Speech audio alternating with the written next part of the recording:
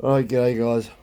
The chainsaw community is always an amazing thing for me. Talk to people, chainsaws bring back a lot of memories for a lot of people, including me. I've always enjoyed doing my chainsaw stuff, firewood, stuff like that, my father and that. But I remember good times with my dad, and that. My dad's still alive, but I don't think he realised how much of a good time. At the time, as a kid, you think, oh yeah, more pain in the ass, but anyway. That's my life sort of thing, but I enjoyed it. Thanks, Dad, for that. Yeah, a little still 011, I think it was, a little orange thing. Now, I got this in my Facebook Marketplace, SX76. Now, I looked on YouTube. Actually, I never looked on YouTube, actually.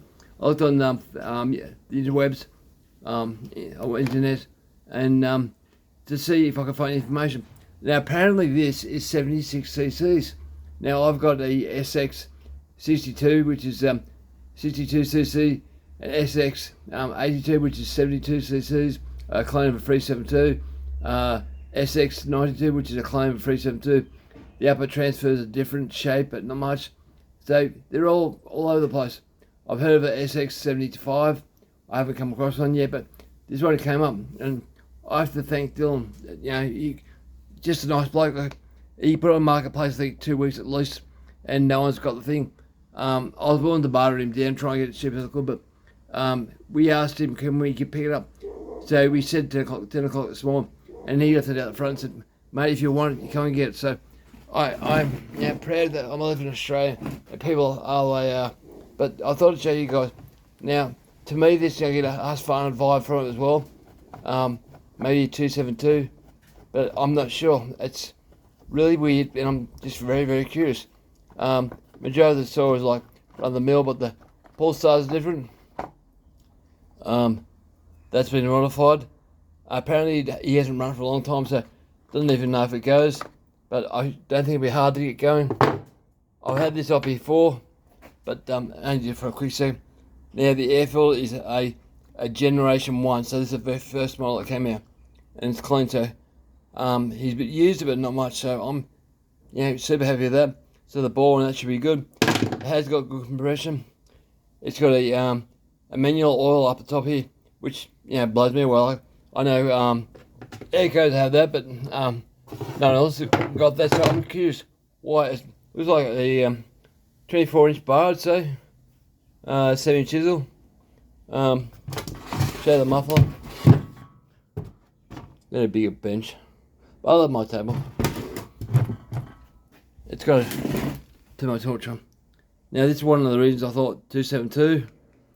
The bracket here is very Husqvarna-like. Good lighter. Very Husqvarna-like. So there's a bolt here, 2 screws here. I'll pull it off a sec to have a look. But the side, it's in remarkable condition if I clean this up. It's missing the chain brake guard, the plastic part. But I probably could pick that up somewhere if someone has a busted saw. Anyone got one of these saws that's cooked, please contact me. It should have had a decompression valve up here, it looks like. So there, but it's not on there. So yeah, I'll pull up so you can see the compression. It's not super high, but neither are solos, and they got heaps of power. So I'm curious to know, will I even get this to go? I'll set you up here. Then fix it with the tripod. Anyway, tomorrow's my birthday, so happy birthday to me. So I bought this so I have something to play with for my birthday. But I saw this last night, super curious. But anyway, here you go. And it's not easy to start either. It doesn't have a helper spring, it's 1-to-1, so. There's that, I'm happy with that. So spark plug's gone, I go and buy a new coil, I don't care. So he's been in here trying to get going, so under the carbie's a bit dirty, but that's not a problem. I can fix that. The carbie's, yeah, it's alright. The carbie's not normally the other way around, normally, on most of them. So I'm not sure what carbie they're off, but I've got no idea what this saw is a clone of, so I'm very curious. But I think 272 or 262, something like that.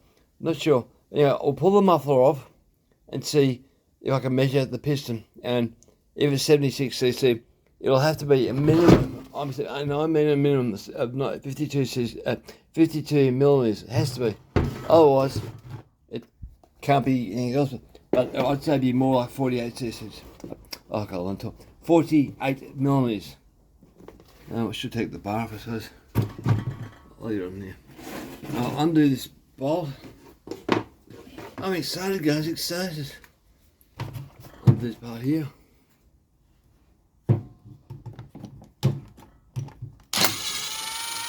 For the first time it's had its muffler off. I love these ratchet drills. I like a light one. They've just got a 2 amp battery.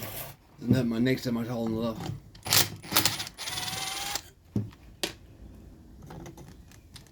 I found a clutch kit for it. This one's a pain in the ass, isn't it? Okay. 8 mils, my socket doesn't reach. I need to grind the tip of my socket off. I'll show you what I mean by that. In the socket, it's got a chamfer on the inside edge. I need to grind that part back to it straight out of hex. And that's what's causing the problem. Take this thing off. Now look see inside the muffler. If I can get it off. Oh yep, we've got him. Come on. On top of it, they've put a chamfer on the nut. Nylon locker. Makes it hard to get off. Oh, she's coming now. So she's reinforced that way. Right, now that's off.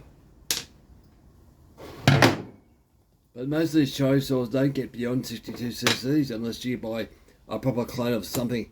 I have got one that's 88 cc's roughly, but I'm not sure what that is. I think it might be metallic. So, well, look. Inside this here, I'll bring it. Inside that, I'll change my light up. It appears to be a hollow can.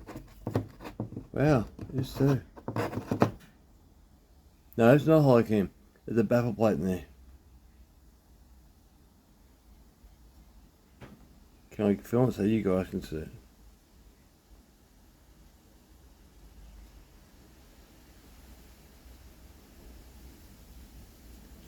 Probably, oh, you might be able to see. Yeah, there's a hole. So there's a hole, a baffle plate up in this area up here, and it looks like, not sure how this works. Okay, there's holes down the bottom there. Okay, but you can see them. Yes. So okay, you see the holes at the bottom. There's also holes up the top. Oh, look, yeah, there's a hole at the top corner too. So there is a baffle. So sure, I can modify this and go to the side. Put a deflector on this side here. And grind that part there off a bit. Braze that and get the air out straight away. So easy peasy muffler mod for that. Easy as. So we'll turn this thing on its side. I might pull these bolts out. I'm curious to see what it looks like.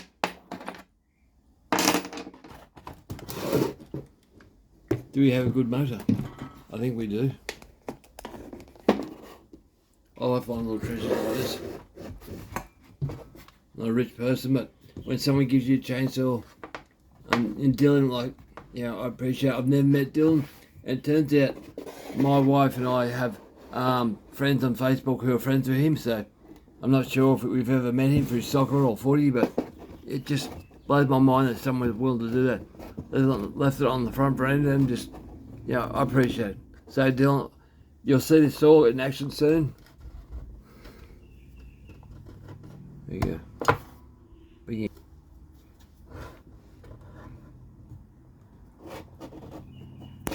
Trying to drop things and bugger things up. Right, so there we go. Piston. So these saws don't have very good airflow by going to the T-bag one there. So the back side of the piston is normally a bit knackered, but I don't think the saw's done enough work for that. No one's been here. It's got a base gasket still, it's glue. It's very fashy looking. Yeah, the back of the cylinder's perfect. So there's no way in the world there's anything wrong with this. Oh, little scuff marks, a little crap's gone through, not much. It's the upper marks. But that's fine. I'm happy with that. There is a aftermarket heavy duty airfoil for this, same sort of shape. But yeah, I'm super impressed. So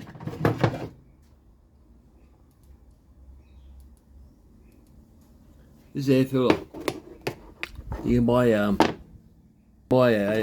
like a creamy coloured material type instead of this. There's no O-ring on this one at all, so you can see crap's gone through and ingressing. So I'll modify that, or I'll buy another one probably. But if I can get this thing to run the way it should, I'm impressed to be one of these little sort. It is heavy, so it must have a certain size piston. So that's what I'm going to do. I'll measure that piston. I forgot to do this. Silly old bugger. I'll be turning 51. I'm getting older. So, okay. What we got? So I'll pop the piston up just above the exhaust, so I've got measure. That'll do. We set them. See what we've got. Yeah, pull up a bit. Too far, Kevin. Go up and above the ram again. I will go down. You guys might want to do this one yourself one day, measuring and how things work and that. There you go. I'll show you that. So the piston's just above, so I can put my tool in there and measure it.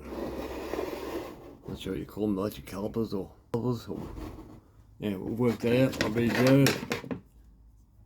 So we should open them up. Zero, yep. Open them up. Hit the back wall and slide down the calipers until I hit my head in the bar. Till I hit the floor. I'm not hitting the floor. What am I doing here? I can't see.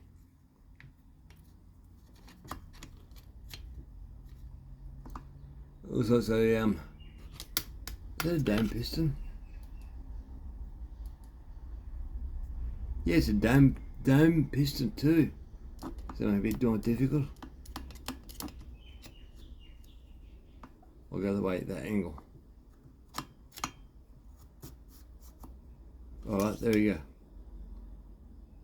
Yeah, 52mm piston. So, unless the stroke is completely different, I would say this is 72cc, roughly about that. But really, it blows me away. I'm very impressed, and I want to have some fun using it. A one-to-one pull starter, that's awesome. So, the fact that it's got a manual oil inside, I'll show you guys that. So 52, oh, well, we might as well say 52, so 51.86, which is, you guys do imperial, just over 2 inches. So, I hope I'm reading that right, because I'm not imperial that way. I do tape measures, about it. But I'm happy with that. So yeah, I want to get this going. I got to check the spark and make sure everything there is there. I'll probably pull the carby off and check that out, but I'll probably just put fuel in first to see what it does. I got other jobs to do today. This is my birthday present for tomorrow. But look at the dog. That's what I'm talking about.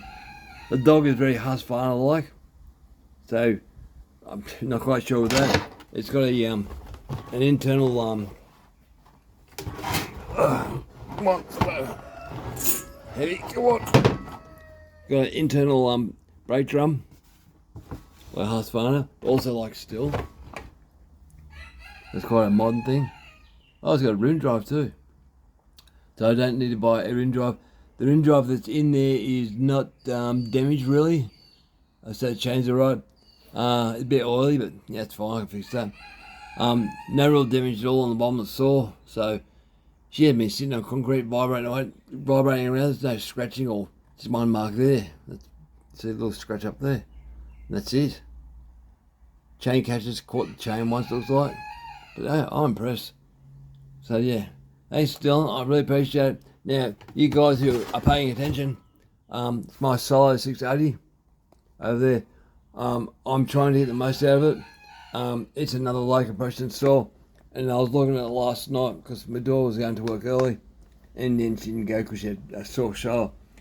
I was trying to get the most compression out of this, so I'm chasing a piston. Now, you can't get Solo 680 pistons no more. This one's been heavily ported, a bit like an Echo.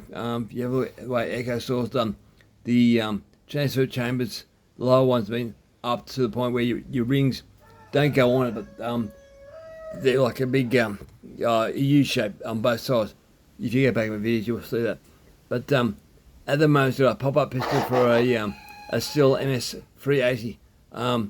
So I got a big bore MS046 and put gauge and pin or connecting pin, you Yanks call it. The piston deck height is slightly lower on the big bore, so I'm assuming that's the same on the standard bore. So the 046 is no good. I thought I might be able to transfer that, but probably not. Now the next one is going to be a 272 pop-up piston. Have a look at that, but I don't have access to that. Now they got a long stroke, so it might go on that. If that's the case, the window pistons will do the same thing, so long as the piston's wide enough and all that to accommodate without breaking the wrong. It's got to cover the ports, otherwise it'll cause problems. But yeah, I'm just curious to that.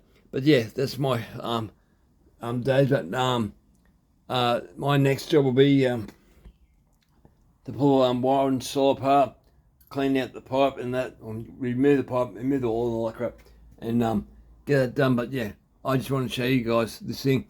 I have never seen one before until last night when I was laying down. I'm just impressed. Look at the size of a bit of metal on this chain brake. It's like stupidly thick. Like, gosh, it's like dumb thick. Like, why have it so thick? Make it heavy. So the way the AV works, it's very, very solid chain brake. I'm impressed on the chain brake handle. It seems pretty solid still, but I've yet to see it goes or ever if it does go. But she's a bit of a heavy mum, but she's heavy as a 372. But it doesn't have the spring on the handle with the 372 has. So that's why I'm leaning towards a 272 on-off button without a primer here. But this handle probably goes on. No, I don't think it does. I thought it was going to go on the 62cc, but different again. So okay, the AV mount here, totally different. So yeah, that's different all the way. Yeah. All right, guys, as usual. Thanks to you, Dylan, for doing what you've done. I appreciate that. Now, if you guys know anything about these things, give me a yell. Leave a message on the the video. I'm curious, but yeah, I'm just happy. This is going to be good fun. I like the fact too, plastic on the recoil string there. I've seen the other Baumr-AG are metal, and the cheerfish, yeah, pull start rubber. It's not good. But anyway, all right, my yambling. All right, guys, over and out. Next video.